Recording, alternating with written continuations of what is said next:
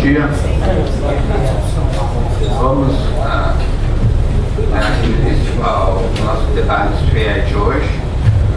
Eu gostaria de começar agradecendo a presença do público. Eu gostaria de mencionar aqui, agradecer ao Eduardo e ao Aquiles pela presença, o Eduardo viajando de mais longe. Também gostaria de agradecer a presença do Ivan, presidente da GDI, que tem a FEE e a GDI têm desenvolvido uma colaboração ao longo do governo do Estado, uma colaboração frutífera tanto para a GDI quanto para a FEE. Nós estamos desenvolvendo vários trabalhos e várias pesquisas em conjunto. E hoje a gente debate um tema bastante importante para o Brasil e para o Rio Grande do Sul. Eu diria, nesse sentido, até o Rio Grande do Sul está um pouco à frente do Brasil. Acho que a política industrial gaúcha ela é mais explícita, quando a política industrial brasileira não fica muito, linhas bem definidas, que são seguidas pelo governo federal. Eu acho que o Rio Grande do Sul tem uma política mais clara do governo federal. E também, além da política industrial, o tema que vai ser debatido hoje são as experiências dos parques tecnológicos no Rio Grande do Sul. A gente tem vários parques importantes, talvez um dos parques pioneiros no Brasil, que foi o Parque da PUC, onde eu trabalho, que a gente observa, eu como professor na universidade vejo que não só, o parque ele foi importante, para agregar uma comunidade, mas a própria universidade. Acho que a universidade também, acho que a sociedade e as empresas, o setor empresarial, o governo, o Estado beneficiam, e a própria universidade se beneficia também da presença de um parque tecnológico pujante. Então hoje quem vai passar a palavra ao Vink conduzir o nosso debate de manhã e fazer a apresentação dos nossos debatedores. Para finalizar, mencionar que esse conjunto de seminários que estão sendo organizados pelo Vink e pela equipe fazem parte da comemoração dos 40 anos da FEE. A FEE agora em novembro faz 40 anos, dia 13 de novembro, uma data, dia 13, desde 73 a FEE foi criada oficialmente. Então, passo a palavra ao Vink, agradeço por fim a presença de todos e a equipe da casa que está colaborando na organização dos eventos. Bom dia a todos. Temos a honra de receber hoje o professor Eduardo Strachman e o professor Aquiles. O professor Aquiles tem uma proximidade há muitos anos com a fundação. O professor Strachman também, a longa distância, mas tem sido um colaborador com as revistas, tem sido um defensor da revista Ensaios. E, como apresentação, teremos no lugar do professor Strachman, depois do professor Aquiles. O professor Strachman, ele trabalha na Unesp e é coordenador do pós-graduação em Economia da Unesp. E tem experiência na área de economia industrial, macroeconomia e economia monetária. O professor Aquiles é professor convidado da URGS e tem trabalhado também na área de organização industrial e estudos industriais. Os dois são pesquisadores engajados nessa área. Eu acho que terão muito a nos dizer hoje. Então, com a palavra do professor Eduardo. O roteiro está ali para o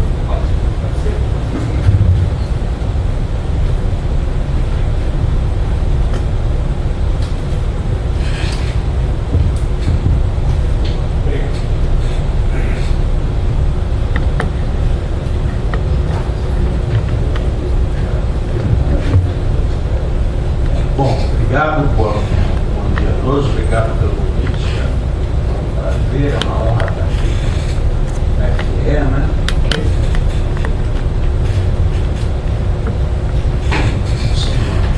Fundação de grande prestígio.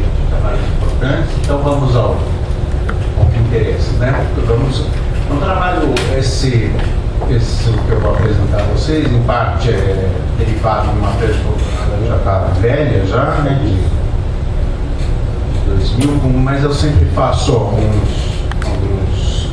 melhorias e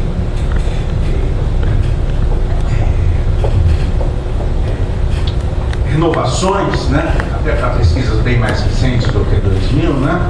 Então ela tem uma parte teórica mais chata, até mais pesada. Essa eu vou passar mais rápido e vamos à parte mais empírica, que pode ser mais interessante, né? Mas a ideia, né, então, da apresentação, né, também eu vou apresentar a vocês em aulas, né, aulas da graduação aqui da pós, né? O objetivo é fundamentar teoricamente as políticas industriais, né? E muitas vezes as políticas elas são seguidas ou sem base teórica, o que também não é nenhum problema, né? Não é nenhum problema. Aqui, muito da política industrial durante, eu diria, a maior parte da política industrial, em grande parte, foi feita sem base teórica, né? A base teórica, geralmente, a economia sempre foi contrária à política industrial no geral, né? Porque sempre a corrente principal sempre foi a ideia de um mercado perfeito, né? Então, até a base mesmo que eu vou me contrapor é o equilíbrio geral, que seria o mercado perfeito mesmo, né? Mas, então, em parte não tem problema sem base teórica, mas a base teórica pode nos ajudar, pelo menos, a defender o que estamos fazendo em termos empíricos, né? Como vocês mesmos indicaram, né, a importância de uma política industrial explícita, contínua, né? Por exemplo, num estado importante, né, industrialmente também, como o Rio Grande do Sul, né? Então, a primeira ideia é fundamentar as políticas industriais de uma maneira alternativa, né? Não só alternativa, mas na verdade em oposição à ideia de falhas de mercado, né? A ideia de um equilíbrio geral, né? Também alguma análise entre as relações, análise das relações entre políticas industriais e macroeconômicas, né? E alguns casos empíricos mais recentes, né? Então, vamos lá.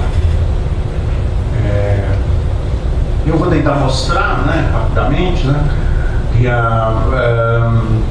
então, que não precisamos de um conceito de equilíbrio geral, na verdade que ele é um pouquinho para ser leve, né, um pouco desajeitado, talvez, né, para ser também leve e suave, né, porque eu vou tentar mostrar as várias oposições à ideia de equilíbrio geral, em parte também equilíbrios parciais, e que na verdade a gente pode prescindir dessas ideias de equilíbrio e utilizar um arcabouço que também ele tem que ser eclético, né? Ele tem que usar, ou pelo menos ele se beneficia do ecletismo, né? Vários autores são ecléticos na defesa de um conceito moderno de economia e de políticas econômicas ou industriais, né? Então você pode ser eclético utilizando correntes evolucionistas, schumpeterianas, keynesianas, neo-keynesianas, né, institucionalistas, austríacos, etc., né? Até mesmo podemos ser ecléticos, como muitos fazem, utilizando quando a corrente mais ortodoxa estiver a nosso favor, nós utilizamos, né? Às vezes até fico com meus alunos, né? A gente pode dividir a ciência econômica. Uma vez perguntaram para o Ray Charles que tipo de música ele gostava. Ele falou: eu gosto da boa, né? Então, eu acho que é isso. A gente pode gostar qual ciência econômica ser, pelo menos eu gosto da boa, da ruim eu não gosto, né? Então a gente joga a ruim fora e fica com a boa, seja de que corrente for, né? Então, então por isso que eu coloquei que muitas vezes eu posso utilizar a corrente principal, né? Então nós não precisamos de qualquer concepção de equilíbrio, ainda que, por exemplo, no capítulo 3 do Keynes haja um equilíbrio também um equilíbrio muito particular do Keynes, que é o equilíbrio é um equilíbrio ex-ante, né? Um equilíbrio antes do acontecimento, né? Os empresários têm expectativas quanto à produção, enquanto eles apostam com relação a vendas, eles têm expectativas quanto às vendas e então apostam e realizam a produção antes das vendas. Eles estão em equilíbrio em relação ao que eles imaginam que serão as vendas, né? É um equilíbrio muito particular, né? Um equilíbrio antes das vendas acontecerem.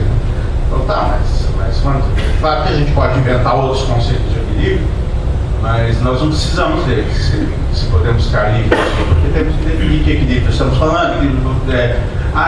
Balanço de pagamentos, ou equilíbrio se a gente está se referindo à balança de transações correntes, comercial, uma inflação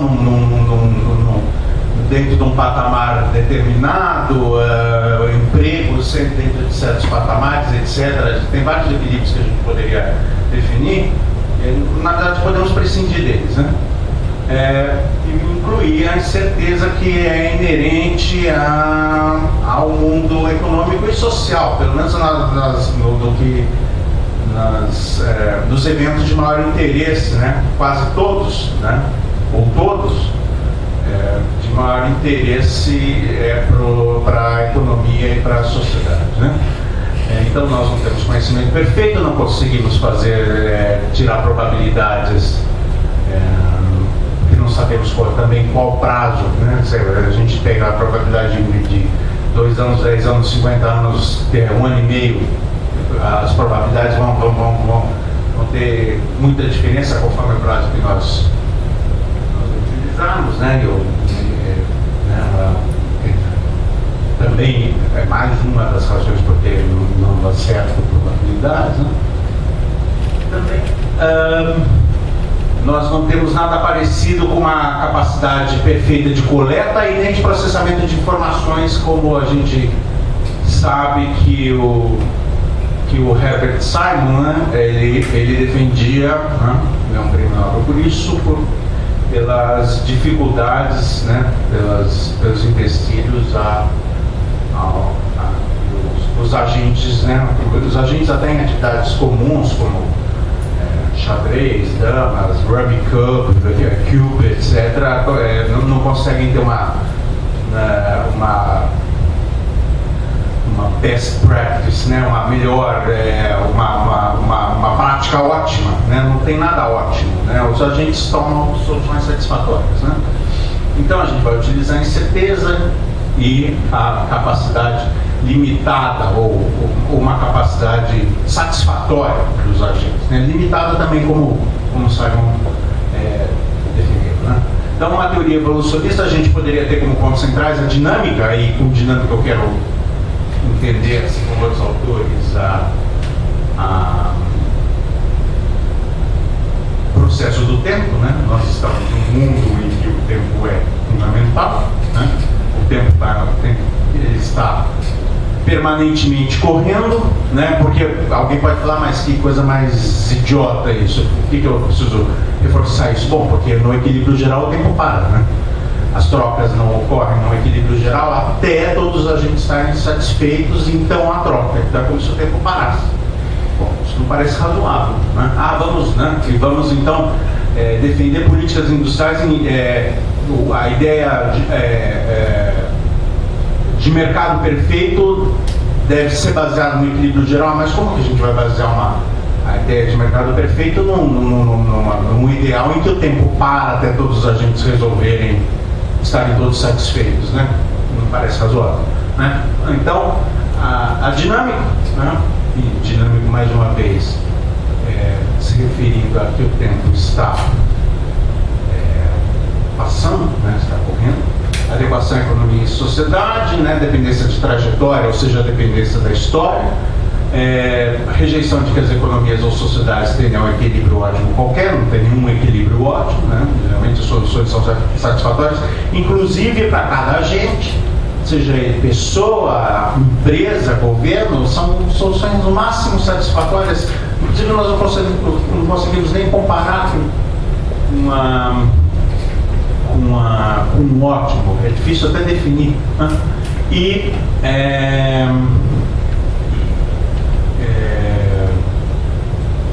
então vamos ter uma racionalidade substantiva mais uma vez, maximizadora, né? E incerteza, como eu já falei.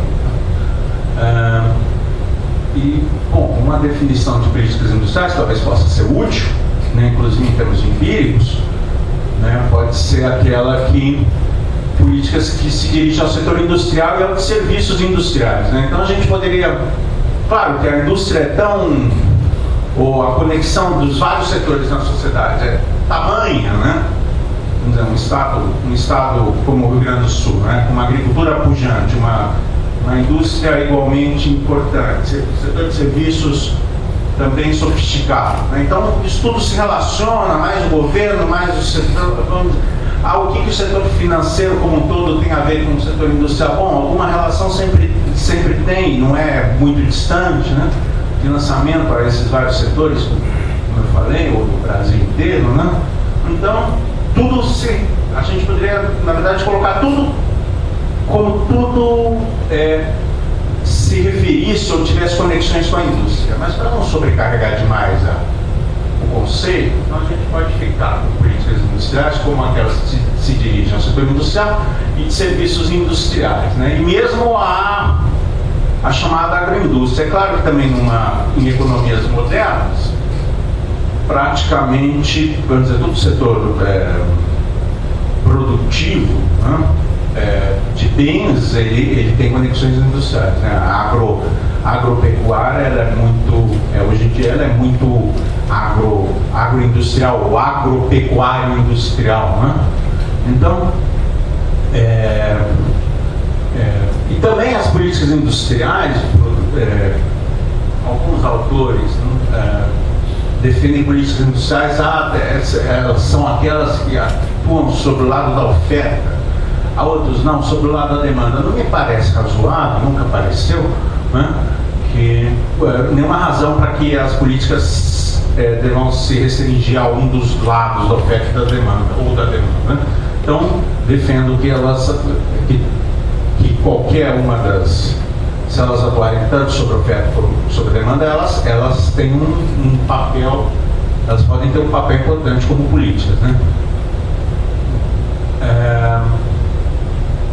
Também pelas conexões, né, mais uma vez, entre os setores industriais e de serviços industriais, o que é um ponto também importante, modernamente, né, porque essas discussões aparecem muito, né, entre economistas. Mas qual a importância da indústria? Esses economistas, eles são esses aficionados em indústria, ou eles são tapados, né, ou eles são burros, talvez, né? Os caras não estão percebendo que a indústria está perdendo importância no mundo. Para quê? Qual a importância da indústria? Fica com serviços. Mas, né, uma questão importante é que muitas vezes os serviços industriais substituem a indústria, né?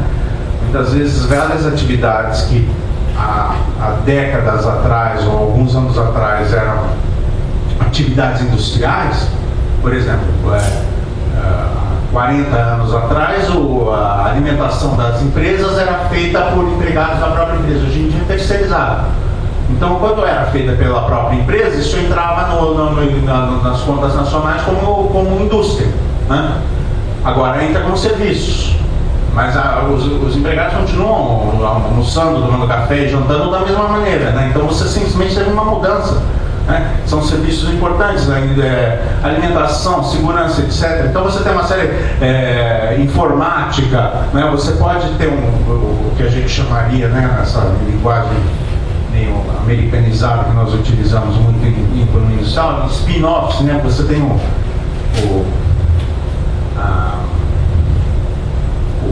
surgimento, o brotamento, o lançamento, né? Não, o spin é girar, né? Mas eu estou tentando uma tradução melhor aqui, de uma série de atividades a partir da indústria, ou conectadas à indústria, né?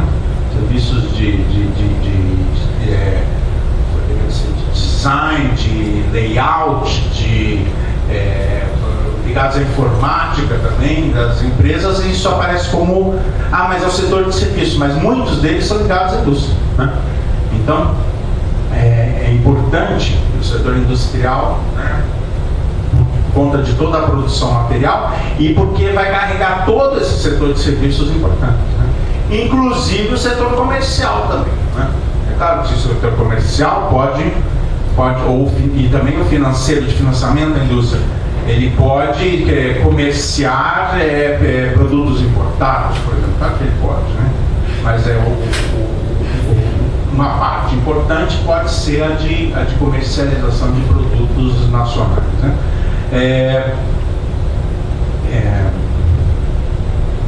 E também a lógica da indústria pode ser importante em termos, né, em termos históricos, até mesmo para setores não exatamente ligados à indústria, né? Então a produção em massa, a medida de produtividade, de eficiência, né? Produção em série, muitas vezes ela vem do setor industrial, até mesmo em setores como educação e saúde, o que às vezes pode até ser complicado, né? Pessoas desse setor podem um tema relevante sempre para eles é o quanto que se pode transformar a lógica industrial para setores em que o produto se refere a pessoas, né, como saúde e educação, né? Mas isso não é um tema nosso, né?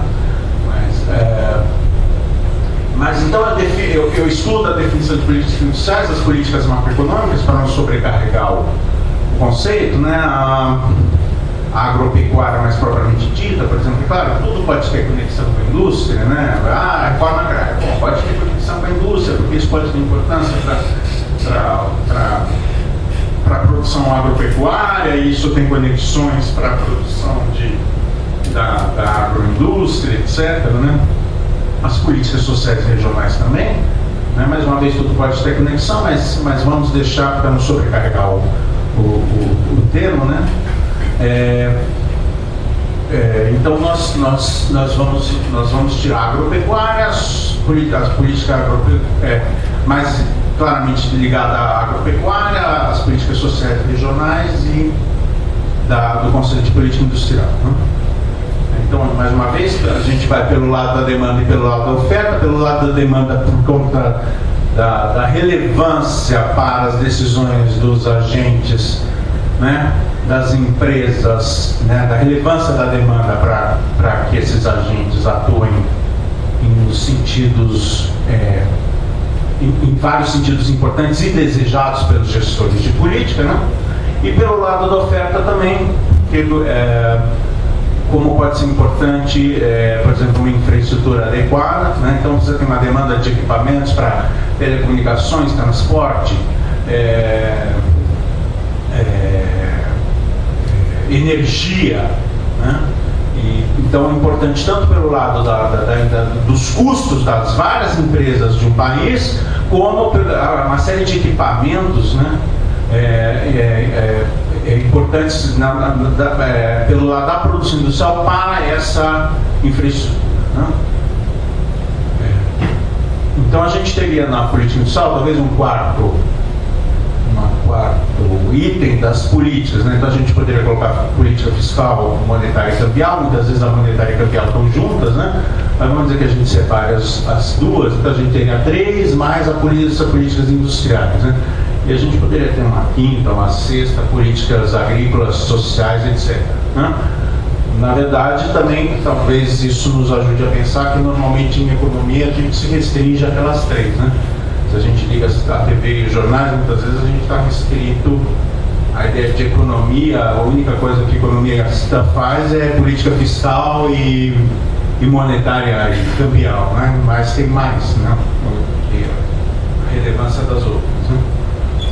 Então, mais uma vez, se a gente detalhar, eu vou tentar ser rápido aqui no que se refere a falhas de mercado, né? Mais uma vez, é importante talvez que vocês notem, imagino que vários de vocês, se não todos já notaram, né, que a ideia de falha de mercado se contrapõe, né, ou ela se baseia num conceito de equilíbrio equilíbrio geral. Então, qual a questão do equilíbrio geral visto modernamente? Né? Então, como você sabe, se a gente pegasse do Adam Smith, né, nós teríamos uma ideia de um mercado que vai colocando os vários recursos nos locais adequados, mas conforme o tempo vai passando. Na ideia de a mão invisível do Adam Smith, a gente, né, o tempo vai passando e o mercado ele tenderia a levar os recursos para os locais adequados, para a sua utilização mais adequada. Vamos dizer que isso poderia haver uma tendência, né? Vários autores, tanto da corrente principal, até mesmo o Marx, já não gostam dessa ideia, né? Parece razoável, né? O mercado tem meios para puxar os recursos, né? Via preços, via, né? para uma utilização mais adequada. Mais uma vez, isso não é, isso seria, vamos dizer que você tem essa influência o tempo inteiro, mas você não tem nenhum mecanismo ótimo para que em algum momento os recursos estejam todos nos melhores lugares, né? E mais uma vez o Smith vai mais ou menos descreve que isso vai se fazendo com o tempo passando, né? O que é bem diferente da ideia de equilíbrio geral que a gente, né, talvez seja uma discussão um pouquinho chata, um pouquinho parece um pouco esotérica, ou até um pouquinho estéril, né, para muitos, né? Mas isso vai se transformar com o desenvolvimento da ciência econômica numa ideia de que os agentes vão ficar todos parados, né? O equilíbrio geral é um conceito estático, o tempo não está passando.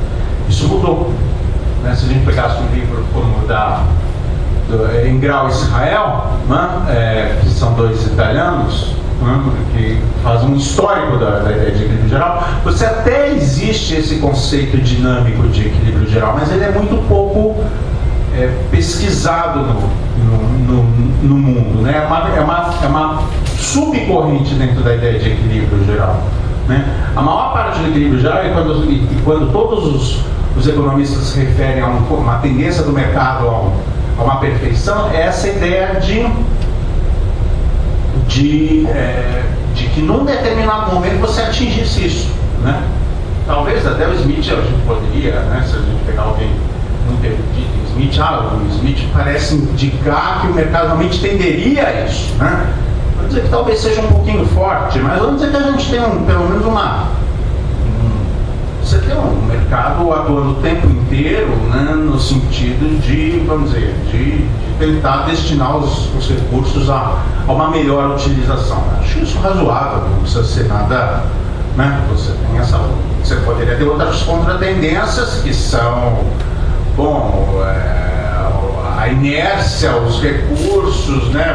Às vezes até brinco com meus alunos, eu sou professor, eu vejo que a melhor utilização minha poderia ser cozinheiro, mas como eu nunca entrei numa cozinha praticamente, né, eu sei fazer poucas coisas na cozinha, então nunca saberíamos que, olha, Eduardo, você devia ser cozinheiro e daí seu desempenho seria máximo, né? Então você tem contratendências, a inércia que você está fazendo, os recursos, as empresas, os investimentos antigos, etc. Mas vamos dizer que você poderia ter as duas juntas, né? Mas a ideia, então, de equilíbrio geral, nesse sentido estático, em que os agentes não fazem uma troca até estarem todos satisfeitos, né? Se baseia em algumas condições, ou várias, eu vou tentar ser realmente rápido, né? Primeira, né, que os mercados são completos. E completos, né, se a gente pegar a teoria mesmo, significa que você tem que ter mercados para todas as condições possíveis para todos os bens, né?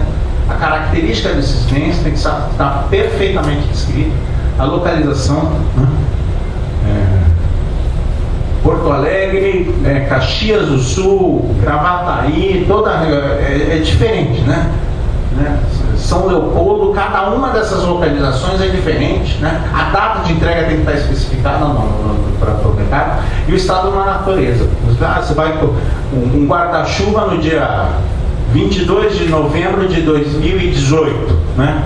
Bom, a gente precisa fazer uma previsão se vai estar chovendo ou não, né? Se vai estar sol ou não, porque conforme o estado da natureza, os preços vão se diferenciar, né?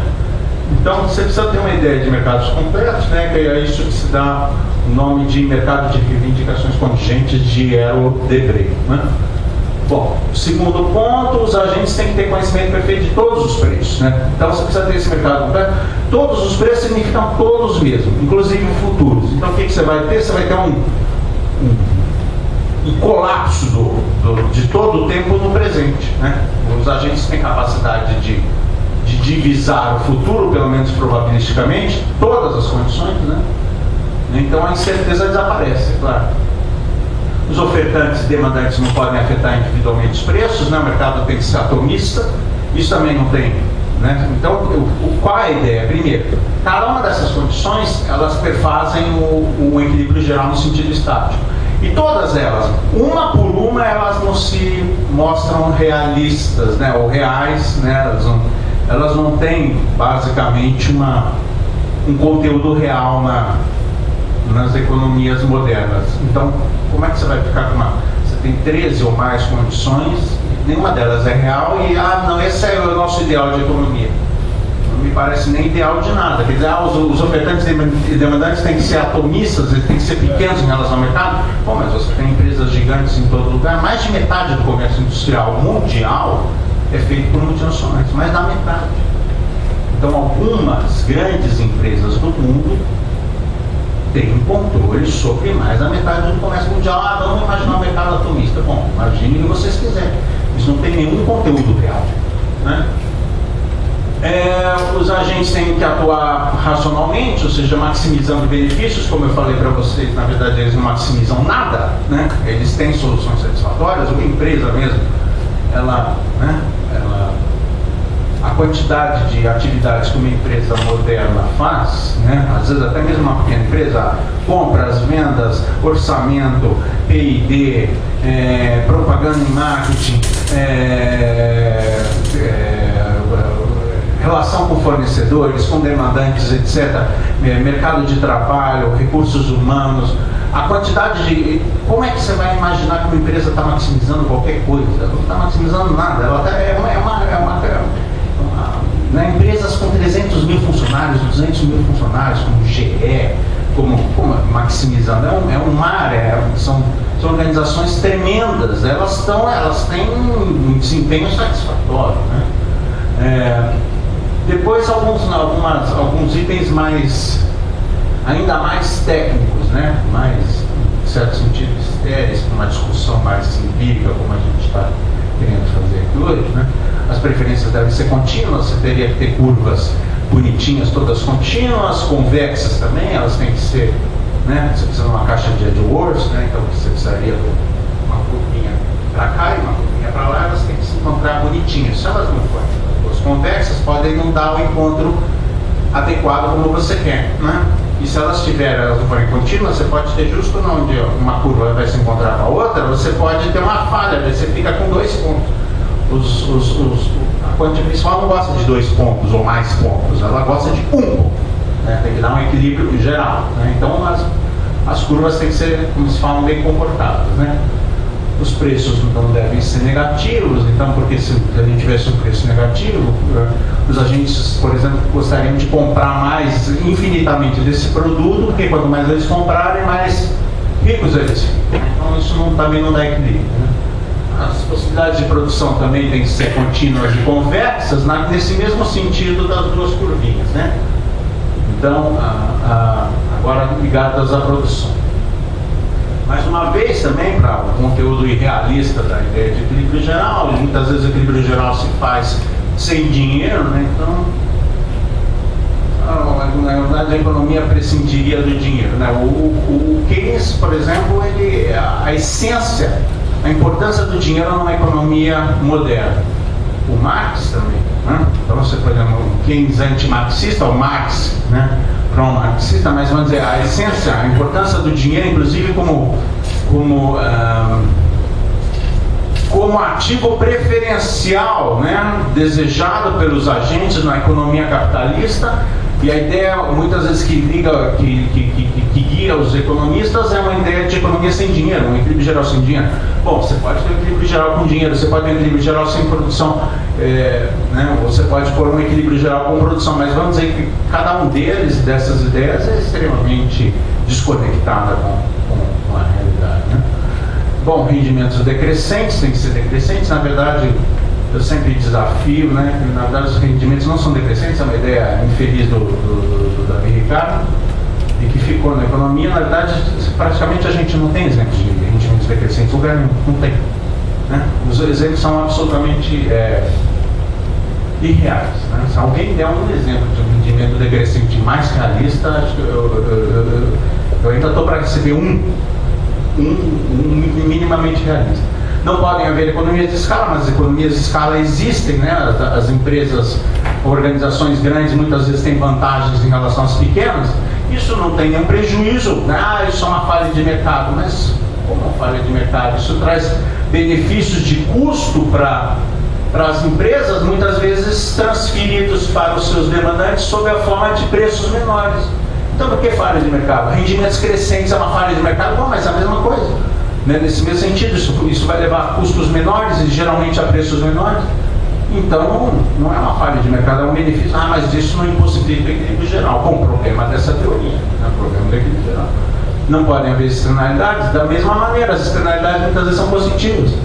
As empresas vão aqui nos polos, nas várias regiões do Rio Grande do Sul, porque elas têm vantagens, né? Setores de calçados aqui do Rio Grande, setores da metalmecânica, você tem cidades especializadas em cada um deles, em outros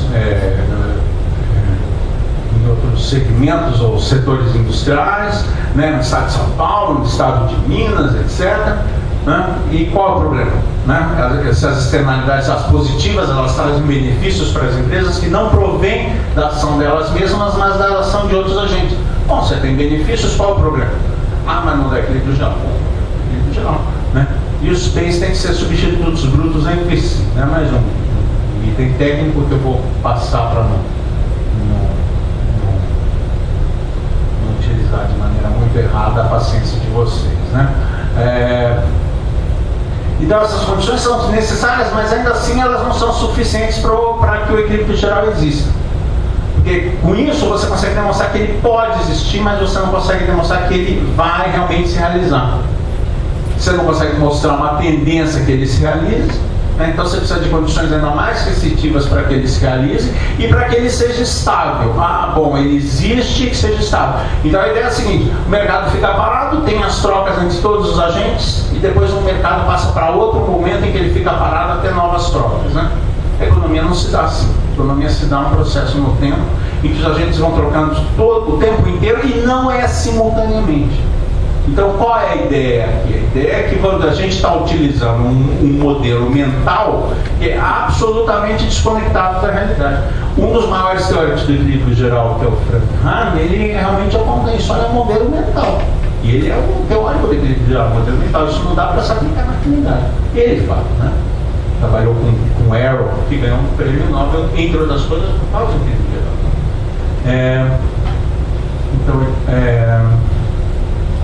O Hahn mesmo, que tem no livro de 84, né, Equilíbrio e Macroeconomia, ele vai dizer, olha, a economia de mercado é associada a mais incerteza do que a teoria pura permite, né? Você não tem mercados intertemporais para quase nada, né? São poucos os mercados futuros, são para poucos ativos e bens e serviços, né? E os vários... Essas frases no geral são todas dele, né? Como é que cada país se vira para, né?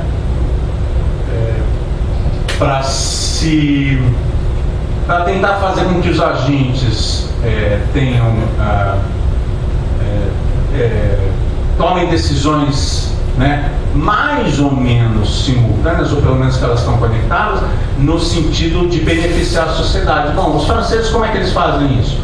Né? O Hahn ainda diz, né? Olha, um planejamento indicativo. Os japoneses também planejamento indicativo e algumas instituições para você coordenar as decisões privadas de investimento. Na Alemanha, os bancos, né, historicamente atuam coordenando o mercado. Na Grã-Bretanha, aqui no livro é da época da recém-falecida Margaret Thatcher, né, os políticos agem seguindo gurus que o mercado é perfeito. E, quer dizer, então mesmo o Hahn, teórico do equilíbrio geral, ele vai se opor a essa ideia de um mercado perfeito. E há outros casos de falha de mercado, os bens públicos, né? Você pode ter uma deficiências na oferta desses bens públicos, né? Economias de escopo, né? As empresas produzindo, né? Têm economias para produzir mais de um bem ou um bem e serviço, economias de internacionalização, os custos irrecuperáveis, né? Diferenciação de produto, né? como importante, né? E o comportamento colusivo. O comportamento colusivo é praticamente o único que a gente poderia, isso realmente pode ser prejudicial, tanto do ponto de vista teórico quanto empírico, né? Então isso tudo pode fazer, né, que você tenha um equilíbrio aquém do pleno emprego, né, abaixo do pleno emprego, como demonstrado por Keynes. Com a ideia do Keynes, olha, se todos os empresários em conjunto tiverem equilíbrio, não tem nenhuma razão para esse equilíbrio ser de pleno emprego. Mais uma vez, porque os empresários estão apostando na produção, o que eles imaginam que vai ser, como vão ser as vendas dessa produção, então eles decidem produzir. Então eles vão decidir o pleno emprego? Não, eles vão decidir uma certa produção a partir da expectativa deles de demanda. Então eles têm uma ideia de... eles podem estar em equilíbrio, né? A ideia do que eles estão em equilíbrio, e o equilíbrio não tem que ser de pleno emprego, geralmente não é. Por que não é? Porque eles estão imaginando qual vai ser a demanda. Se eles imaginarem uma demanda que não justifica um emprego pleno dos recursos da sociedade, eles vão empregar plenamente os recursos da sociedade. E daí, então, eles não estão em equilíbrio? Não, eles estão em equilíbrio. Eles estão em equilíbrio em relação ao que eles imaginam que vai ser a demanda. Eles empregaram os recursos adequados a partir do que eles imaginam que vai ser a demanda, né? Então, você poderia também ter subempregos também para o desenvolvimento tecnológico, para capacidades produtivas, né? Então, isso nos levaria à relevância de complementar o funcionamento do mercado, né? Mais uma vez, não quer dizer, o mercado tem grandes... alguns economistas colocam os incentivos de mercado como incentivos de alta potência, né? O mercado ele é potente demais, né? Quando as empresas vão ao mercado, né, o mercado vai referendar ou não a decisão delas, isso tem uma força tremenda, né? Agora, sem dúvida, então assim, o mercado levando as empresas à busca por inovações, por melhor organização, né, também no campo das inovações, como mostrou o Marx, como mostrou o Schumpeter, né, mais uma vez, né, também nós podemos interligar autores, vamos dizer, entre marxistas da esquerda ou da direita, como o Schumpeter, né, alguém poderia até colocar o Keynes, se quiser na direita, tanto faz, né, mas você vai ter, então o mercado é capaz de muitas coisas, né, mas ele não é capaz de tudo.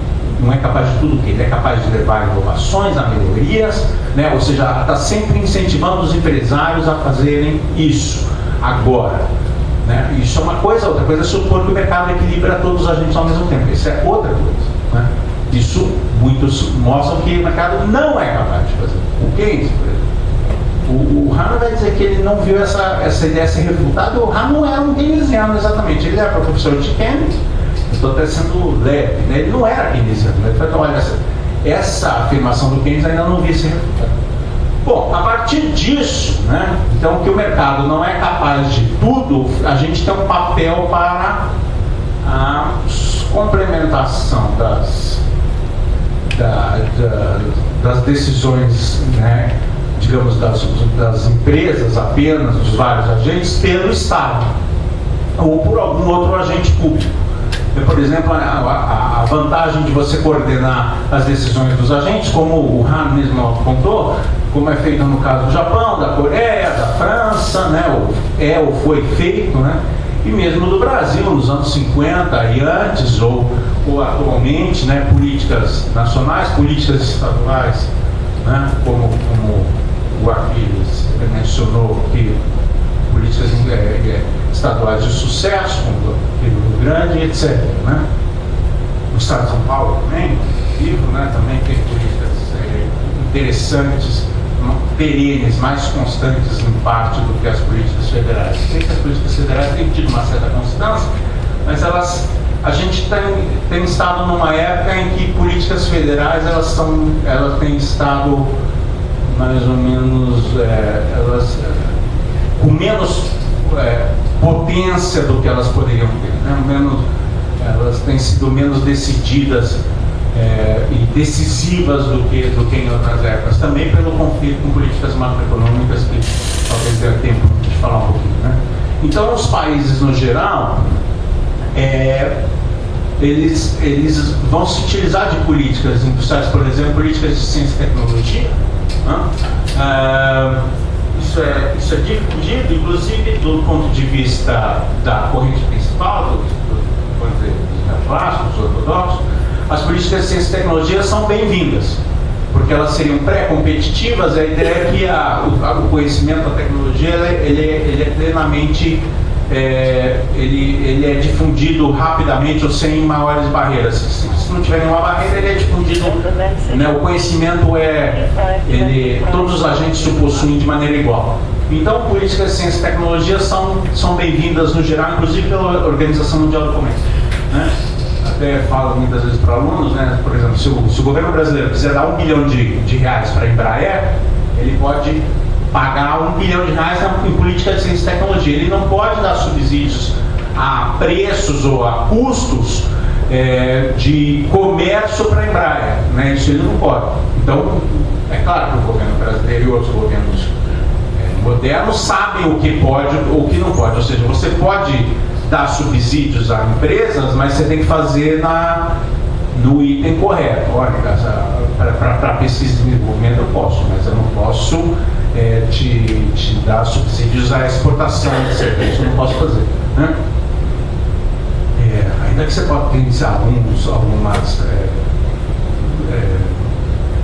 você pode dar alguns benefícios fiscais para a exportação, etc., mas subsídios no geral você não pode, né? Então, você tem essas políticas, né? As políticas de ciência e tecnologia, né? E você tem uma série de políticas subnacionais, né? Como, por exemplo, as estaduais aqui no Brasil, as municipais, né, em várias cidades importantes, né? Políticas, ou até mesmo os parques tecnológicos das universidades, que também estão inseridos muitas vezes dentro de políticas estaduais ou municipais, né? Como se mencionou aqui para a região de Porto Alegre, no Rio Grande do Sul, né?